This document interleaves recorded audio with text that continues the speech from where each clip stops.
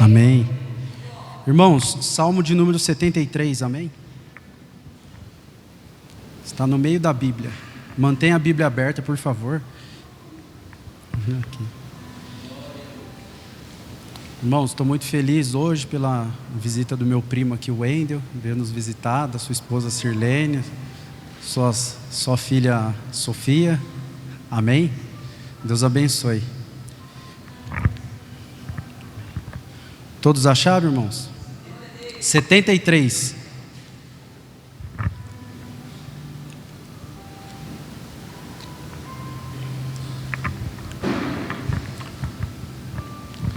Salmo 73 diz assim: certamente Deus é bom para Israel, para com os puros de coração. Quanto a mim, os meus pés quase tropeçaram, por pouco não escorreguei, pois tive inveja dos arrogantes quando vi a prosperidade desses ímpios. Amém? Os irmãos podem se assentar. Senhor Deus, nós pedimos a Tua graça nesse momento, que o Senhor possa falar ao nosso coração, que o Senhor possa nos encher da Tua presença, pois estamos no santuário do Altíssimo, no lugar da Tua habitação, Senhor. Que o Senhor seja engrandecido, Teu Filho Jesus Cristo seja glorificado, Pai. Que o Senhor cresça e eu diminua, em nome de Jesus. Amém. Irmãos, quando falamos de Salmo, o primeiro autor que nos vem à cabeça é Davi. Mas esse Salmo foi escrito por um dos seus ministros, Asaf. É um salmo que falou muito ao meu coração essa semana. Eu fiquei o domingo inteiro se revirando ali, pelo menos umas 3 passagens bíblicas ali eu estudei para pregar. Teve uma que eu cheguei e falei, não, essa daqui é o que Deus tem para falar conosco. Mas o Senhor me trouxe no coração este texto sobre Asaf. Asaf, ele era levita, ele era líder dos músicos da casa de Davi. Ele foi escolhido pelo próprio Davi. Asaf está lá em 1 Crônicas 15, 16, 2 Crônicas 5. Ele era ali um homem visto como exemplo pela sociedade, um homem íntegro, correto. Só que, o que começou a acontecer na vida de Asaf? Asaf, ele começou a olhar para o lado e ver a vida do ímpio. Ele começou a olhar pela janela e começou a ver a grama do vizinho. E ele começou a perceber que a grama do vizinho era sempre mais verde que a dele. E isso foi se estendendo, ao que parece, por um bom tempo. Asaf, ele começou a tratar desse problema no seu íntimo, e ele sofria dentro do seu íntimo, pois isso estava atrapalhando a sua adoração. Ele pensava consigo, se o Senhor é bom e cumpre as suas promessas, que foi feita na aliança, por que o seu povo sofre enquanto o ímpio prospera? Nós vemos o apóstolo Paulo preso no cárcere, pronto para ser decapitado, e o imperador Nero no trono. Nós vemos João Batista no cárcere, pronto para ser decapitado, e Herodes está no trono. Quantas vezes todos nós aqui, eu tenho certeza, já fizemos essa pergunta: Senhor, eu sirvo ao Senhor, eu procuro andar corretamente na sua presença, e por que as coisas para mim não dão certo? Por que toda vez que eu olho para o ímpio, parece que ele só se dá bem? Eu faço o meu trabalho direito, eu chego no horário, ele não chega no horário, ele faz com desleixo as coisas, e eu só vejo ele se dar bem. Eu estou aqui na garagem com o meu Fusquinha, enquanto ele está andando de conversível, de BMW. O que será que está acontecendo, Senhor? Perceba que o conflito ali de Asaf não era em relação a Deus, porque ele começa o versículo dizendo: certamente que Deus é bom para Israel e para os puros de coração. Só que ele diz assim: quanto a mim, os meus pés quase se desviaram olhando o ímpio. O problema de Asaf é que ele estava comparando a verdade com as suas experiências, com a sua realidade. Asaf então começa a descrever a vida do ímpio, e ele diz no versículo 3: pois eu tinha inveja dos loucos quando vi a prosperidade dos ímpios, porque não há apertos na sua morte, mas firme está a sua força. Ele está dizendo, até no momento da morte, eles não morrem com doenças terminais. A inveja meio que cegou um pouco Asaf, Porque é claro que a Provérbios, Salomão escrevendo Provérbios, ele diz que o sol aquece os ricos, mas também os pobres, os justos e os ímpios. Só que ele estava cego. Então ele começa dizendo: nem na hora da morte eles sofrem, porque não há apertos para ele. Versículo 5: não se acham em trabalhos como outros homens, nem são afligidos como os outros. Ele está dizendo aqui, eles não trabalham da mesma maneira que nós trabalhamos. Eles não trabalham e só prosperam. Versículo 6: por isso a soberba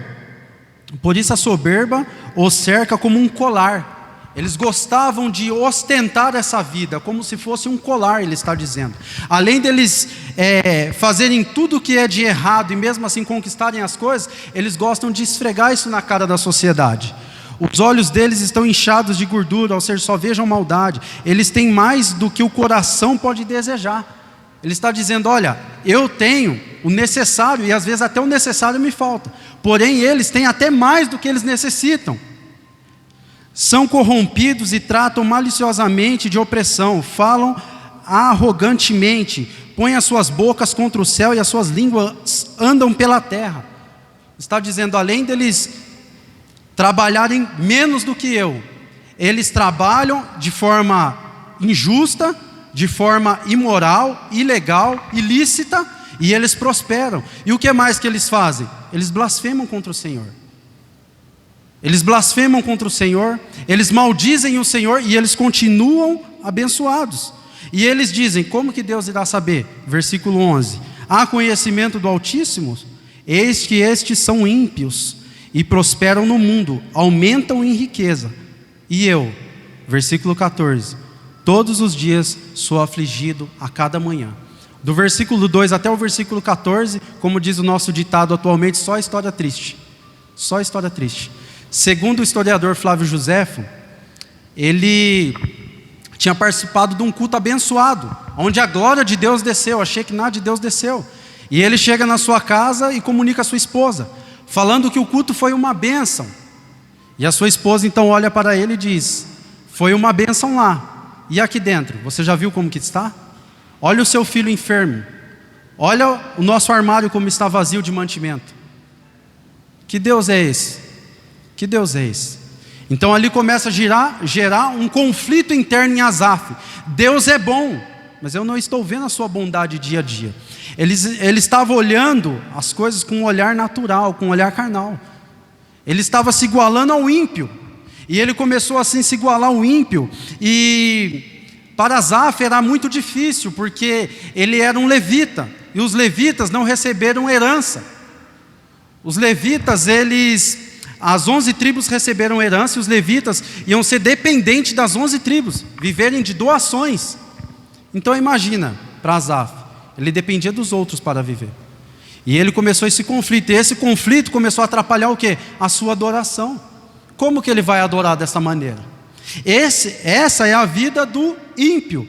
A vida do justo, ele diz no versículo 13: em vão tenho purificado o meu coração, lavei as minhas mãos.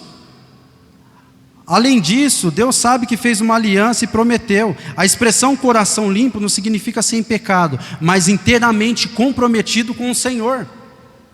Asaf está dizendo assim: olha, desde menino eu ando nos caminhos do Senhor. Eu larguei as paixões da minha mocidade, eu me guardei puro, eu casei puro, eu segui toda a lei, o meu coração puro, dia a dia trabalhando na casa do Senhor, dia a dia. E como líder, como exemplo.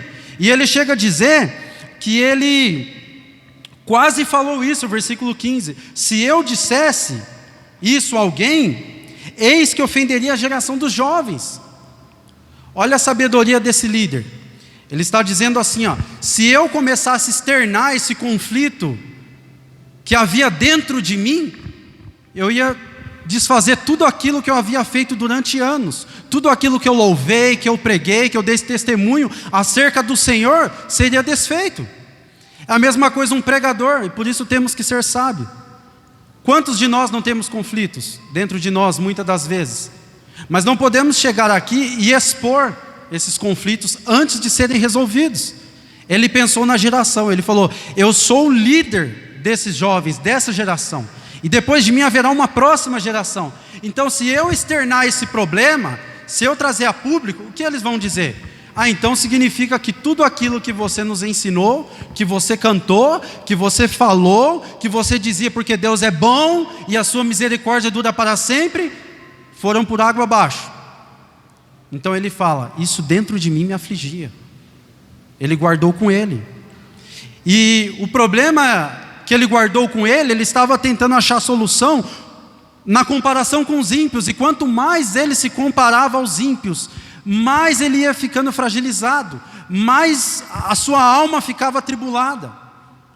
Ele não conseguia achar resposta. E ele diz no versículo 2: quanto a mim, os meus pés quase se desviaram. Quase se desviaram. Ele estava andando na corda bamba. Quantas vezes já não pensamos assim, né?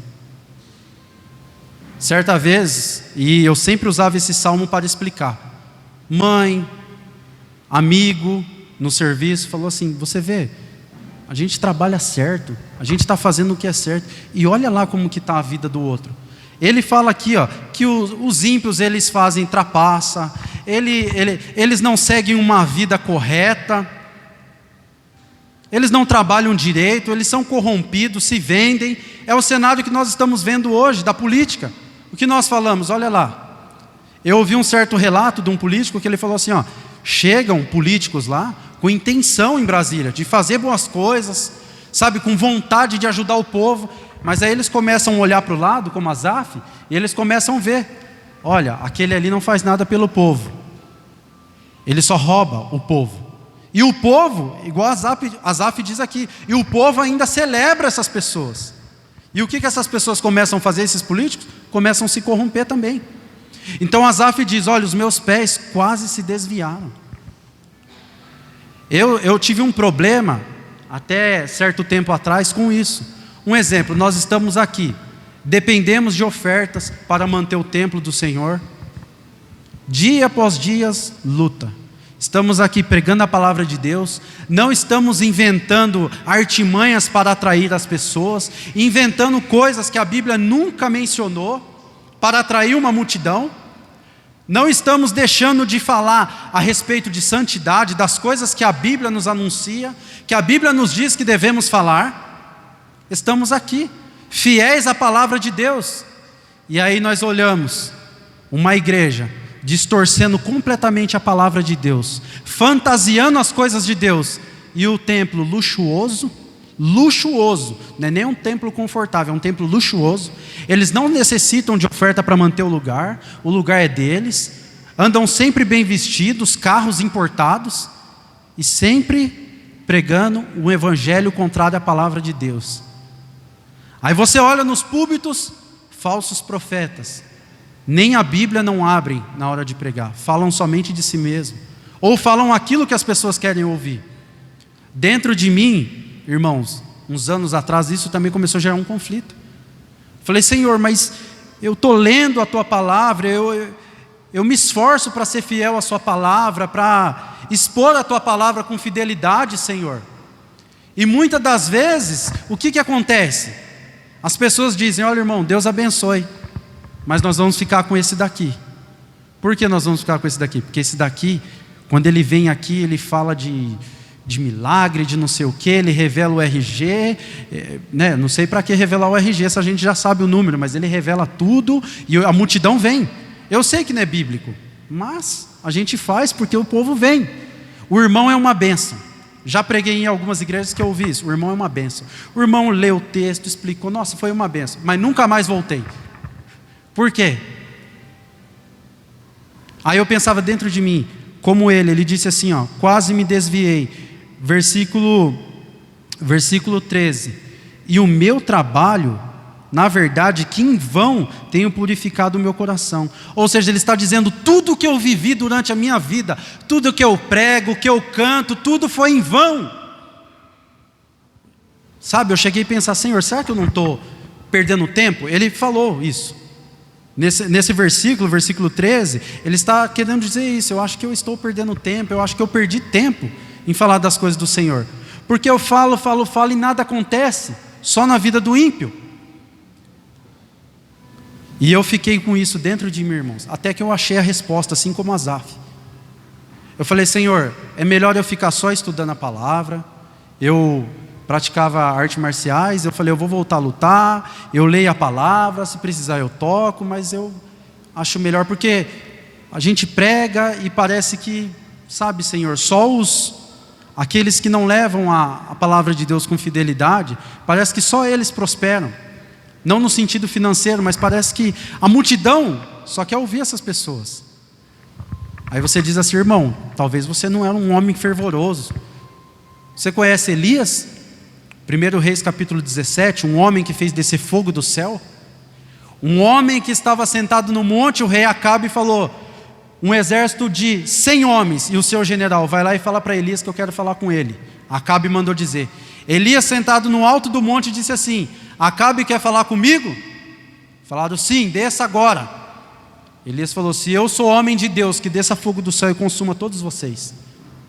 E desceu fogo e consumiu aqueles 101 homens, 100 mais o general. Veio mais 100 e o general: desça que Acabe quer falar contigo. Elias disse: se eu sou homem de Deus, que desça fogo do céu e consuma todos vocês. Desceu fogo do céu e consumiu. A terceira leva de 100 homens vieram de joelhos: por favor, não nos faça mal, Elias. Elias falou: agora eu desço. Elias desafiou os profetas de Baal. Elias disse: se Baal é Deus, que ele mande fogo e queime esse altar. Mas se o Senhor é Deus, ele vai mandar fogo. E Deus mandou fogo. Elias, um homem extraordinário, foi arrebatado e levado ao céu. Mas a Bíblia nos diz que Elias, ele pregou, ele falou, e depois de um tempo o que ele fez? Entrou numa caverna e ficou nessa caverna. E sabe o que ele disse? Diz a Bíblia que veio um terremoto, o Senhor não estava no terremoto. Deus nem sempre vai falar no barulho, no agitar das águas. Veio fogo, mas veio uma brisa suave. Ali o Senhor estava. E disse a Elias: Elias, o que fazes aí? Elias disse: Senhor, eu não sou melhor que os meus pais, Senhor. Ele está dizendo: olha, eu não sou melhor que Moisés. Moisés pregou, sabe? Eu não sou melhor do que ele. Esse povo não ouviu Moisés, quanto mais a mim. Sabe o que Elias estava querendo dizer? Ele estava nesse conflito. Deus falou, Deus mandou fogo do céu, Deus mostrou que ele é Deus sobre Baal. E não onde está Jezabel? Não onde estava Jezabel? No trono. Jezabel e Acabe sentado no trono. Às vezes é isso que nós fazemos. Se o Senhor é Deus, ó Senhor, e ele dizia, Elias: Senhor, todos os seus profetas morreram, só eu fiquei. O Senhor falou: não, Elias, ainda tem 7.000 joelhos que não se curvaram a Baal. Há um remanescente. Às vezes nós não entendemos o trabalhar de Deus e parece que as coisas estão andando nessa nossa ótica. Nós olhamos nessa perspectiva e parece que as coisas só dão certo para o ímpio. Mas não é assim. A Bíblia nunca disse que nós devemos entender todas as coisas. A Bíblia não disse isso. Que nós devemos crer, que nós devemos entender todas as coisas. Mas a Bíblia dá uma ordem: temos que crer, ainda que não entendamos. Deuteronômio capítulo 29, versículo 29 diz assim: as coisas reveladas são para nós, mas as coisas encobertas pertencem ao Senhor. Nem tudo será revelado a nós, mas nós devemos fazer o quê? Continuar trabalhando. O apóstolo Paulo diz assim: lembrando que no Senhor o vosso trabalho não é em vão. Sabe, meu irmão, às vezes a gente pensa: Senhor, será que vale a pena trabalhar o dia inteiro, chegar do serviço, pegar água, colocar água, aí tem que varrer o chão, aí corre aqui para ver como está o instrumento não está legal, aí tem, sabe, a família, tem o trabalho, aí a luz não está legal, aí tem que atender irmão com oração, aí chega o dia de pagar o aluguel, aí tem que pôr do bolso. Será que vale a pena? Deus diz sim, vale a pena. O Senhor é galardoador. Vale muito a pena, irmãos. O Senhor não precisa nos dar nada, Ele nos deu a vida eterna. Pela graça sois salvos, graça, favor merecido. Efésios 2:8. Mas mesmo assim Ele diz que nós iremos receber uma recompensa. Às vezes nós estamos como eu, preguei, e falei: Senhor, eu acho que tudo permanece do mesmo jeito. E Deus foi mostrando que não, que as coisas não permanecem do mesmo jeito. E eu procurei resposta. Asaf começou a procurar respostas, e ele só achou resposta em um lugar. Versículo 17: Esse texto é maravilhoso. Esse versículo, irmão, foi o que quebrou meu coração. Até que entrei no santuário de Deus, e então entendi o fim deles. É no Senhor que encontramos as respostas. É no Senhor. É no santuário, é no lugar da adoração. Ele decide ir no santuário e passar algum tempo com o Senhor em adoração. Lá estaria com outras pessoas. Ouviria a palavra e os cânticos de louvor e participaria de uma comunidade de adoradores. Afinal, Jeová não é um problema, o qual devemos lidar, mas sim o transbordante de graça que devemos amar e adorar. Especialmente quando não entendemos o que Ele está fazendo. Deus é tremendo em seu santuário, e quando temos comunhão com Ele, vemos as coisas do mundo de uma perspectiva correta. Ele entrou no santuário. O que será que ele viu no santuário? O que será que ele viu? Ele entrou no santuário e ele era líder dos levitas. Talvez pensando, essa é a última vez que eu vou na casa do Senhor. Talvez igual muitos aqui devem estar pensando, é a última vez que eu vou na casa do Senhor. Quero te dizer, Deus não dá uma palavra ao nosso coração em vão. Deus não coloca uma palavra para que nós viemos aqui ministrar em vão. Deus está falando com pessoas aqui. Talvez ele disse, é a última vez que eu vou na casa do Senhor. E ele chega lá pensando isso. Só que quando ele chega, ele levita, ele olha para o lado, tem um levita também. E da mesma maneira que ele não herdou herança, não recebeu herança, o irmão dele também não recebeu. E sabe o que o irmão dele está fazendo? Adorando. Adorando, feliz da vida. E talvez ele pense e conheça a vida daquele irmão e diga, mas esse daí está pior do que eu. Eu ainda tenho arroz e feijão para comer e ovo. Ele está comendo feijão e farinha. Aí você vem para a igreja reclamando. Não, a vida do ímpio é melhor que a minha. Aí você entra pelas portas e olha do lado. A irmã está sem o cabelo porque está com câncer terminal. E ele está dizendo, porque Deus é bom e a sua misericórdia dura para sempre. Santo é o Senhor de eternidade e eternidade. Pois eu o louvarei até o fim da minha vida. Ele começa a olhar essas coisas. Ele começa a entender. Ele diz assim, então quando eu entrei na casa do Senhor eu entendi. Ele entendeu que prosperidade, como foi pregado aqui pelo pastor David domingo, não é você ter coisas, é você ser feliz com o que você tem. A irmã Isabel sempre diz, estamos aqui de passagem, somos peregrinos em terras estrangeiras. Meu irmão, eu pensei por um longo tempo, eu perguntava para Deus esse conflito, Senhor, será que a minha mãe, pessoas que eu conheço, crianças, será que nunca vai desfrutar das coisas boas dessa vida, poder ir num parque, sabe, um desses parques, viajar, aproveitar a vida? Será que minha mãe vai morrer, Senhor, assim? A vida inteira pagando aluguel, será que vai ser sempre assim? E eu andava com isso. Melhor pessoa para te dar a resposta é sempre o Senhor, sempre o Senhor. E eu olhava aquela criança vestida, sabe, simples, descalça, de uma infância pobre, eu pensava, Senhor, será que essa criança nunca vai poder ir num shopping, comer um McDonald's como as outras crianças? Aí isso dentro de mim como Asaf, mas eu não expunha isso. Aí Deus me levou na palavra, e Ele fala na sua palavra, a palavra do Senhor é viva e eficaz. E aí Ele me levou no apóstolo Paulo que diz assim, aquele que espera somente nessa vida, é o mais miserável de toda a terra. Por quê? A nossa vida é como a ilustração que eu vi do filme do apóstolo Paulo. É como um homem dando um punhado de água na sua mão. Aquela água que ele pega na sua mão rapidamente vai escorrer pelos seus dedos. Essa é a vida do homem.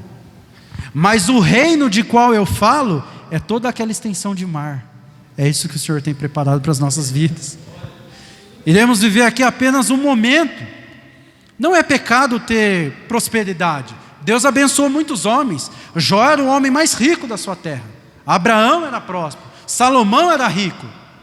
Mas não devemos colocar o nosso coração nisso, a nossa prioridade. Porque Jesus disse, aonde está o teu coração, aí está o teu tesouro. O meu coração está no Senhor. A minha herança é o Senhor. Ele entrou no santuário do Senhor e ele viu o quê? O destino dos ímpios. Ele diz, ele percebeu que aquilo que observou na vida dos ímpios que prosperaram não é a imagem verdadeira, mas apenas uma simulação. Ele diz assim a palavra do Senhor, versículo 20: como há um sonho quando se acorda, assim, ó Senhor, ao despertares, desprezará a imagem deles. Aqui ele está usando uma figura de linguagem, é chamado de antropopatismo, sentimentos humanos atribuídos a Deus. Deus não dorme, pois o guarda de Israel não dorme, mas ele está dizendo, é como num sonho. Ele está dizendo, é como se o Senhor estivesse dormindo, mas uma hora o Senhor irá acordar. Ou seja, o Senhor está dando corda para o ímpio, o Senhor está dando corda, mas uma hora ele vai puxar essa corda, e quando ele despertar, ele desprezará a face do ímpio, ou seja, eles receberão juízo. Ele entendeu, ele olhou pela ótica de Deus. Eles podem viver 1 ano, 2 anos, 3, 20.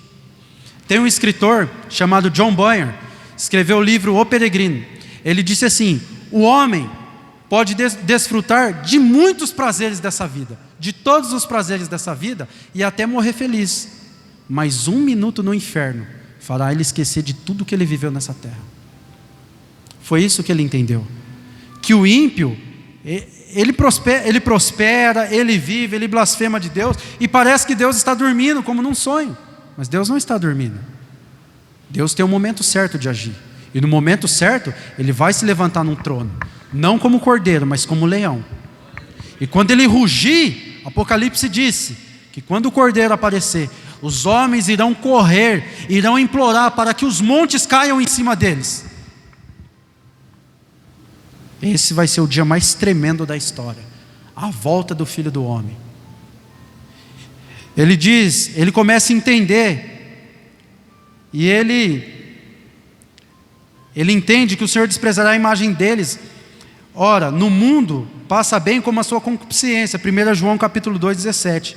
Deus pode dar sucesso e riqueza aos cristãos consagrados, mas o sucesso mundano e prosperidade fazem parte e esfera passageira dos incrédulos, e esta é apenas um sonho que um dia se tornará em pesadelo.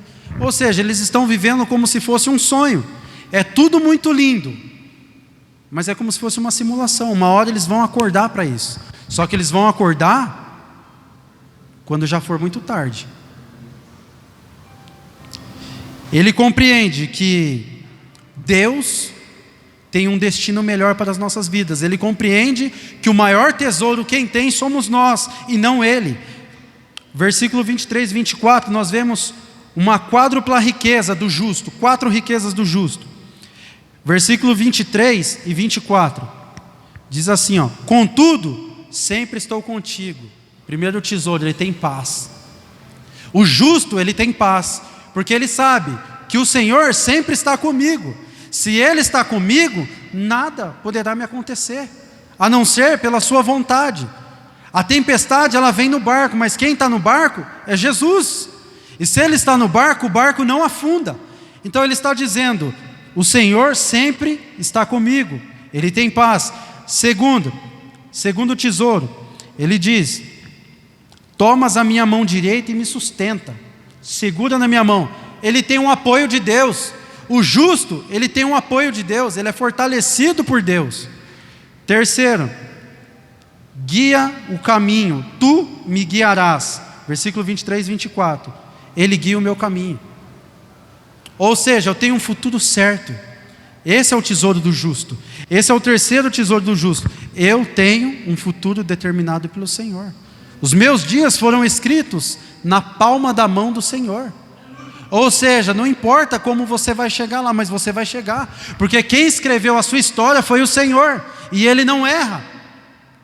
A palavra é, você não está entendendo o que está acontecendo? O Senhor está dizendo, apenas creia, apenas creia. Quem escreveu a sua história foi o Senhor. Por último, o último tesouro, depois, versículo 24, tu me diriges com o teu conselho e depois me receberás na glória. Eternidade, esse é o maior tesouro de todos, eternidade. Ele entendeu, ele parou de olhar esse mundo e olhou para a eternidade. Então ele viu, e essa foi a resposta que ele entendeu, o fim dos ímpios e o fim dos justos. E ele colocou na balança, qual desses dois tem maior tesouro? Aqueles que vão passar a eternidade ao lado do Cordeiro receberão uma recompensa, uma coroa, um novo nome, ou aqueles que estarão em um lugar onde haverá choro e ranger de dentes? Uma eternidade, irmão. Uma vez usaram um exemplo: se você pegar o Monte Everest e pegar um passarinho, e esse passarinho a cada 1 milhão de anos dá uma bicadinha no Monte Everest, até ele decompor todo o Monte Everest, ele derrubar todo o Monte Everest, a cada 1 milhão de anos ele vai dar uma bicadinha, a cada 1 milhão de anos. O Monte Everest, quanto tempo vai levar para ele destruir o Monte Everest? Mas isso ainda não é uma eternidade. Uma eternidade não tem fim. Então Asaf entendeu que quem ganhou nessa história foi ele. Talvez ele pensou como Jonathan Edwards. Jonathan Edwards dizia: Senhor, grave a eternidade nos meus olhos, que eu não veja outra coisa senão a eternidade. E por fim, ele diz, versículo 25, olha o que ele diz: a quem tenho no céu senão a ti, e na terra nada mais desejo além de estar junto a ti. Ele não queria mais nada, ele falou: quem que eu tenho no céu? O Salmo 23 diz: o Senhor é meu pastor e nada me faltará. Ali a ideia não é: o Senhor é meu pastor, não vai me faltar pão, não vai me faltar arroz. A ideia é: o Senhor é meu pastor e de nada tenho falta. Davi está dizendo: se o Senhor é o meu pastor, eu não preciso de mais ninguém. Se Ele é o meu Senhor, eu não preciso de mais nada, eu tenho tudo. Essa é a matemática de Deus: não temos nada, mas temos tudo. Eles têm tudo, mas não têm nada. Talvez nós não temos riquezas, mas nós temos o dono da riqueza. E o Senhor nos recompensa, irmão. Tudo que fazemos na obra do Senhor. Às vezes você pensa assim: nossa, mas limpar a igreja, eu queria pregar, eu queria cantar. Tem recompensa para você. Deus, Ele está te vendo. Às vezes ele entrava no templo e às vezes ele sozinho. Ele era líder dos músicos. Ele sozinho preparando os instrumentos, limpando os instrumentos, arrumando a casa do Senhor, porque o levita naquela época, ele não só cuidava, tocava instrumento não, ele limpava o sangue do altar, ele limpava o santuário do Senhor, ele tinha muitos afazeres, era porteiro, ele servia na casa do Senhor. E outra coisa, porque ele falou que os pés quase se desviaram, até que ele entrou no templo. Talvez no templo ele começou a refletir e pensar: ué, mas espera aí, a minha vida toda eu adorei o Senhor, eu fui escolhido desde lá de Moisés para servir ao Senhor e somente adorar Ele. Eu nunca fiz mais nada na minha vida, eu não sei fazer mais nada, eu só sei adorar o Senhor, eu não sei fazer mais nada. Talvez ali dentro ele começou a olhar aquelas pessoas e começou a pensar, como aquele louvor: adorador é tudo que eu sou, adorador, assim Deus me formou. E quem poderá calar um adorador? Não existem prisões, não existem nada que pode calar um adorador.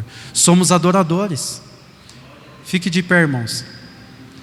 Eu quero te dizer, pode ter absoluta certeza, que você não sabe fazer outra coisa a não ser adorar o Senhor. O Senhor nos escolheu para que nós o adorássemos. Lá em Efésios capítulo 1 versículo 4 diz que Ele nos elegeu nele antes da fundação do mundo. Nascemos para adorar, para a honra e glória do Senhor. O apóstolo Paulo diz: nem mesmo a morte pode separar, nem a dor, nem nada. O que poderá nos separar do amor do Senhor?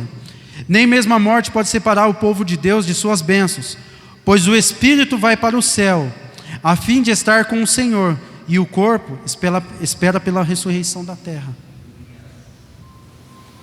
Se você acredita que você nasceu para adorar o Senhor, que você, uma vez que pisou no santo lugar, não sabe viver em outro lugar, que você possa adorar o Senhor. Olha o que está acontecendo à nossa volta. Quantas pessoas se foram?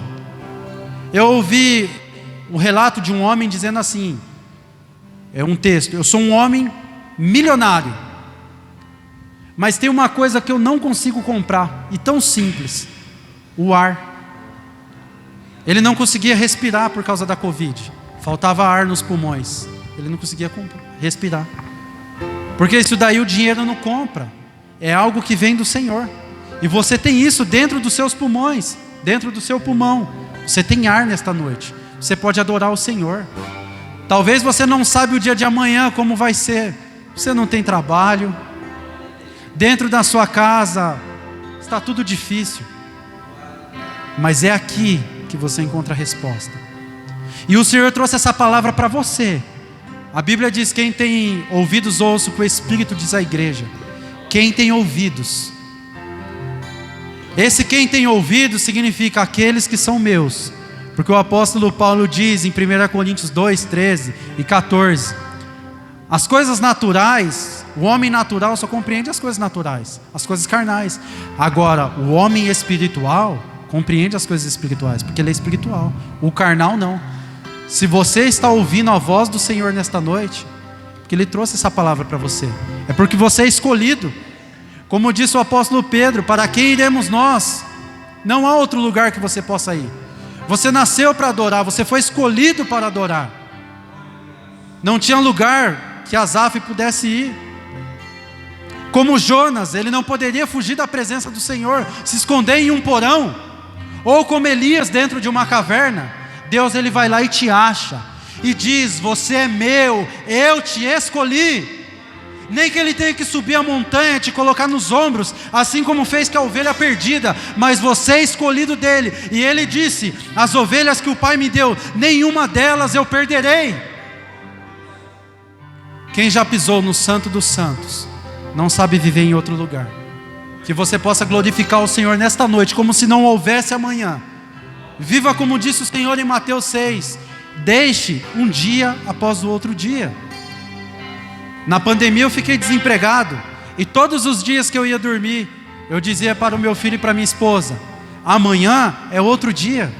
Deus, ele pode mudar a situação em um estalar de dedos, em fração de minutos, até segundos, porque Ele é Deus. E Deus usou uma criança.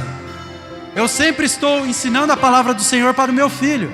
Meu filho tem 10 anos, e ele olhou para mim e disse assim: pai, isso é verdade. Deus, ele muda a situação em minutos. O senhor vê, aquele homem teve a orelha cortada, lembra, pai? Que Jesus estava lá, um homem cortou a orelha dele. Ele achou que ia ficar sem orelha, mas Jesus, em questão de segundos, pegou a orelha e colocou no lugar e mudou a situação, pai, daquele homem. Deus sabe o que você precisa ouvir. No momento certo Ele vai falar ao seu coração, e eu creio que Ele já falou nesta noite. Glorifica ao Senhor, e eu agradeço a oportunidade, amém?